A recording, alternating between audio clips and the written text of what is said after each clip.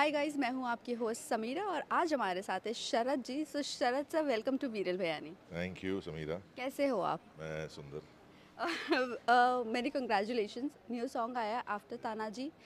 ये सॉन्ग क्या ऐसी चीज़ें जो इंस्पायर करती है आपको? ये महाराज सबको इंस्पायर करते हैं, पूरे देश को। यही सोच थी कि महाराज पे कभी कोई अच्छा बड़ा हिंदी गाना किसी ने बनाया नहीं था, और जब अभिषेक और प्रिंस ने प्रपोजल दिया कि ऐसा एक गाना है जो कैलाश खेर जी ने गाया है, तो ना करने की सोच ही नहीं थी। सीधे गाना सुना और मैंने कहा करते हैं। और सबकी सोच एक जैसी थी कि हाँ, थोड़ा बड़ा गाना करेंगे, ग्रैंड होगा। हम्म, और और वो हो गया जी। करने के लिए। तो बड़ी खुशी है इस बात की कि I am a part of this song.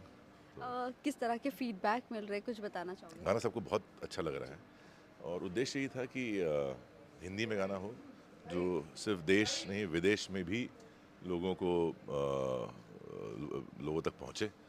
और it's need of an hour. Hmm, तो ये था कि सबके अंदर वो भावना होनी चाहिए कि हमारे देश के वीरों ने हमारे लिए क्या काम किया है। छत्रपति शिवाजी महाराज कौन थे, उन्होंने क्या किया है, सब जाने उनके बारे में। तो यही एक थॉट था।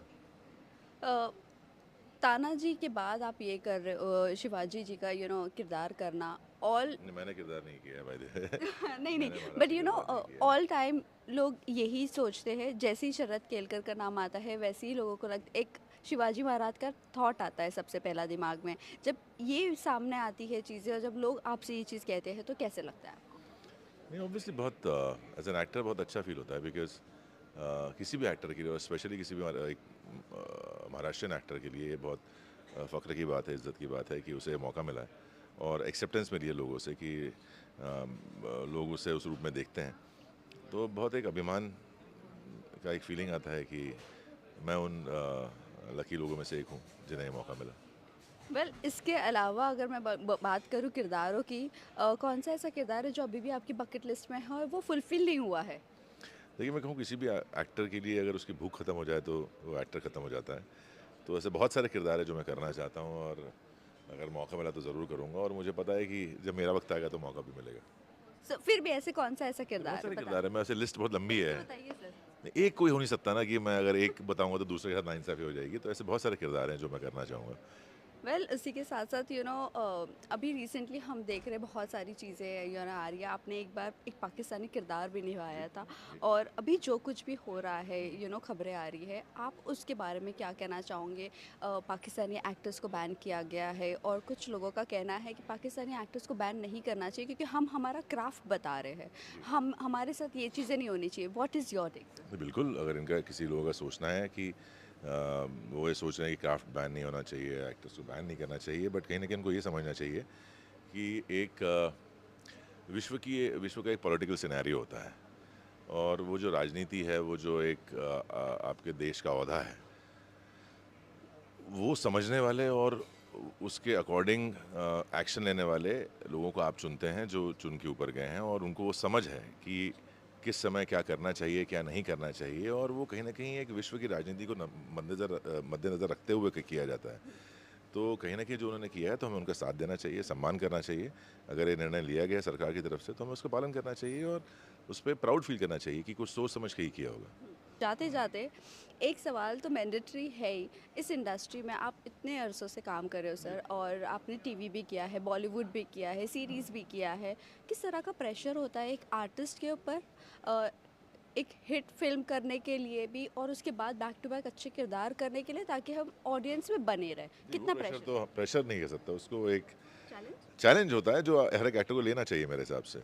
अगर एक्टर संतुष्ट हो गया कि मैंने बहुत अच्छा रोल कर दिया, अब इसके बाद ज़िंदगी आसान है या करियर आसान है, तो वो पॉसिबल नहीं है, और वो किसी भी एक्टर के लिए भी अच्छा नहीं है, किसी भी प्रोफेशनल के लिए अच्छा नहीं है। कहीं पहुंच के संतुष्ट होना, वो भूख, वो एक आग होनी चाहिए अंदर।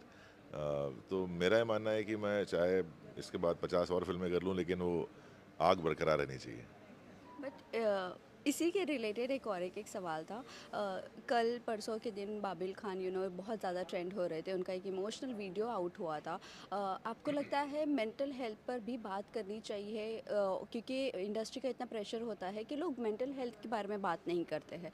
What is your take? Babil Khan को क्या मेंटल हेल्थ का प्रॉब्लम हो सकता है, ऐसे कह सकते हैं? क्योंकि बहुत सारे लोगों ने ये कहा है। देखिए, जेन्युइन इशू है, मतलब ऐसा नहीं है, कह सकता हूँ। मैंने बाबिल खान के बारे में देखा नहीं है वीडियो और मुझे पता आइडिया नहीं, तो मैं कुछ कमेंट नहीं करूँगा। बट जनरली अगर आप किसी भी प्रोफेशन की बात करें, तो मेंटल हेल्थ एक ऐसा चीज़ है ना जो जिसको होता है वही समझता है। But there is a scientific proof of that कि देयर इज़ सम केमिकल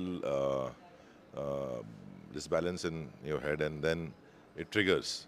तो वो एक मेडिकल इशू है और उसको मेडिकली ही ट्रीट करना चाहिए।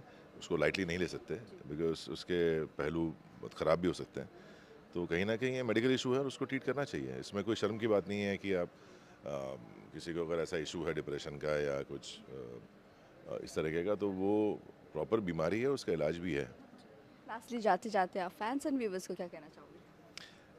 जितना प्यार आप इस गाने को दे रहे हैं, जो जिस भावना से हमने छत्रपति शिवाजी महाराज के ऊपर एक गाना एक ट्रिब्यूट दिया है, डेडिकेट किया है, तो इसे पसंद कीजिए, देखिए और लोगों तक पहुंचाइए। Thank you so much.